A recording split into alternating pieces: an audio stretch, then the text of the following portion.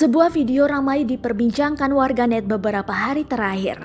Dalam video tersebut terlihat warga memberi dukungan pada pasien positif corona yang dijemput menggunakan ambulans. Sontak video tersebut jadi viral di media sosial. Di video yang beredar terdengar warga yang berteriak semangat dari kejauhan. Teriakan tersebut terdengar saat pasien dievakuasi ke ambulans. Usut punya usut, video itu diambil di Majene, Sulawesi Barat pada Minggu 29 Maret 2020. Pasien positif corona adalah remaja 14 tahun. Ia merupakan salah satu santri di pondok pesantren di Bogor, Jawa Barat.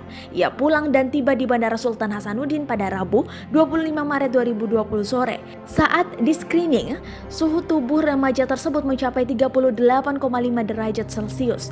Tak hanya itu, ia juga batuk, flu dan mengeluh gatal pada tenggorokan. Menurut Kepala Dinas Kesehatan Sulawesi Barat Muhammad Alif, pasien langsung dibawa dan dirawat di Rumah Sakit Universitas Hasanuddin Makassar. Karena kondisinya membaik, ia pun diperkenankan pulang ke Majene. Ia pulang menggunakan mobil pribadi dengan 5 anggota keluarganya. Mereka tiba di rumahnya pada Sabtu 28 Maret 2020 malam.